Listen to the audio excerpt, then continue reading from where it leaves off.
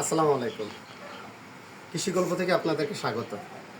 আপনারা তো ম্যাক্সিমামে আমার পরিচিত বন্ধু, শুভাকাঙ্ক্ষী এবং খুব কাছের মানুষ। এই জন্য আমি কমার্শিয়াল যে ভিডিও বানায় যেভাবে বানায় আমি আসলে এইভাবে পারি না। তা আমি মূলত দেখাতে আসছি, আপনারা যেখান থেকে ঘুর নেন কয়েকটা বিষয় শেয়ার করি আপনাদের সাথে। এই প্রথম কথা হলো যে পাত্রগুলো কেমন হবে, একটু কাছে গিয়ে দেখা। পাত্রগুলো আপনারা প্লাস্টিক পাত্র বর্জন করবেন। প্লাস্টিক পাত্র কেন বর্জন করবেন? আপনারা জানেন যে প্লাস্টিক পাত্র নিরাপদ না। কারণ গুড়গুলো যখন ডালা হয় তখন গুড়গুলো খুব গরম থাকে।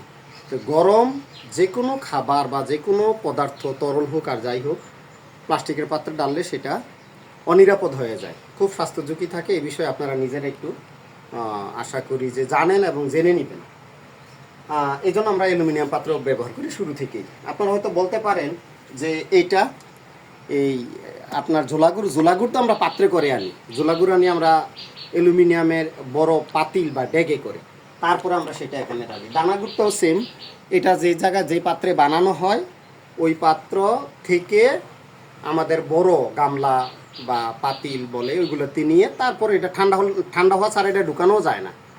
আচ্ছা, তো এই হলো বিষয়। আরেকটা জিনিস, এটা গেল যে আপনাদের গুড়ের কোথায় রাখবো সেই বিষয়। এবার আমরা যে কোনো একটা গুড় আপনাদেরকে ভাঙে একদম র্যান্ডম নিলেই, এটা অথবা এটা যে কোনো জায়গা থেকে আমি নিচে থেকে একটা নিই। হ্যাঁ, এগুলো কিন্তু একটা গুড় আলাদাভাবে বানানোর কোনো সুযোগ নেই। একই চুলায় বানানো হয়, সবগুলোর বৈশিষ্ট্য একই রকম হবে। সুতরাং আমি আপনাদেরকে একটা গুড় একটু ভেঙে দেখাই যে গুড়টার, একটু কাছে ধরিস, যে গুড় কেমন হবে। খেজুরের গুড়ে যদি চিনি বা আখের গুড় মিশানো না হয় তাহলে এর বৈশিষ্ট্যটা কেমন হয় এটা আমি একটু আপনাদেরকে দেখাই। এই যে এটা হলো অ্যালুমিনিয়ামের ফয়েল। অ্যালুমিনিয়ামের ফয়েল বিষয়ে তো আপনারা জানেন। আমি এটা থেকে খোলার চেষ্টা করতেছি, বোঝা যায় ক্যামেরায়? আচ্ছা, এই গুড়টা আমি ভাঙি। এই যে একটু কাছে দেখা, আলোতে আয়না হয়। এই দেখেন যে একটু ভেজা ভেজা লাগে, খেয়াল করেন। এবং গুড়টা নরম, এই যে হাতে নিয়ে চাপ দিলে নরমালি গুড়টা আপনার একটু ভিজা ভিজা থাকবে এবং গলে যাবে। আর যদি চিনি হয় তাহলে কিন্তু এটা গুরু গুরু হয়ে যাবে, এটা কিন্তু গুঁড়া হয়েছে না। খেয়াল করেন, আমি যখন ভেঙে চাপ দিলাম, চাপ দেওয়ার পরে এটা কিন্তু একদম নরম। তো এটা হলো বিশুদ্ধ গুড়ের একটা বৈশিষ্ট্য। খেজুরের গুড়ের যদি এখানে কেউ আপনার, তুই এপাশ থেকে ধর, যদি না মিশায়, এই খেজুরের গুড়ের সাথে যদি আখের গুড় অথবা চিনি, এই দুইটা জিনিস মিশায় আর কি। আর যে আখের গুড় মিশায় ওইটা আপনারা দেখলে খাবেন না। আমি এটা ফেসবুকে আপলোড করতে পারি না, কারণ এই জায়গায় এটা বানানো হয় আর আমি এই জায়গায় থাকি, এই বিষয়গুলো তুলে ধরা যায় না। ব্যক্তিগতভাবে যদি কেউ নিতে চান আমি আপনাদের ইনবক্সে দিয়ে দেবো। আচ্ছা, এটা হলো যে খেজুরের পাটালি। এবার আপনাদের আরেকটা জিনিস দেখায়, যেটা আমাদের খুব আকর্ষণীয় আইটেম। আমি এটা বিজ্ঞাপনে দেই না, বলি না। গত বছর কিছু বানাইলাম, গত বছরের কাস্টমার অনেক। আমি এর মধ্যে একজনকে শুধু মেনশন করি, উনি হলেন যে আমিমুল ইহসান ভাই,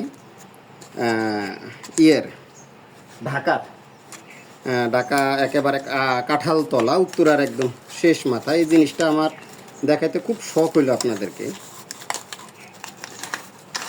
এই যে এটা খুব মজার একটা জিনিস, এবং তোর আসে ক্যামেরা বোঝা যায়। এটা দেখেন একদম কাছ থেকে দেখা একটু, একদম ভিজা, দেখছেন? এটাতে কিন্তু আমরা যে নারকেল মিশাইছি, এই নারকেলটা কিন্তু ওই যে কোরানি দিয়ে কুড়িয়ে একদম করে। এই দেখেন একবারে অসাধারণ সুস্বাদু, এবং এর গঠনশৈলীটা একটু ব্যতিক্রম আছে ওইটার চেয়ে। এটা আরও বেশি ভিজা হয়, কারণ নারকেলে তেল থাকে। এ তেলের কারণে এটা আপনার আরও জাল করলেও শুকাবে না। এটা খুবই সুস্বাদু। আর অন্যগুলো তো আপনারা জানেনই, এগুলা ধারাবাহিক। এই যে এখানে যেটা লালি আছে, তো লালিটা সাধারণত লালি গুড়ি। অনেকের লালির সাথে দানা থাকে বা লালি খুব বেশি নরম হয়ে যায়। একটা সুন্দর পর্যায়ে নিয়ে আমরা এটা চুলা থেকে নামাই। দানাদারে আমাদের কোনো লালি থাকবে না। আর দানাদারের মধ্যে যদি লালি জমে আমরা লালি বের করে পরে ওজন করি। তো এ হলো সার্বিক অবস্থা। বেশি বড় ভিডিও হয়ে গেলে আপনারা আবার দেখেন না। তো সবাই ভালো থাকেন, নিরাপদ থাকেন। আসসালামু আলাইকুম।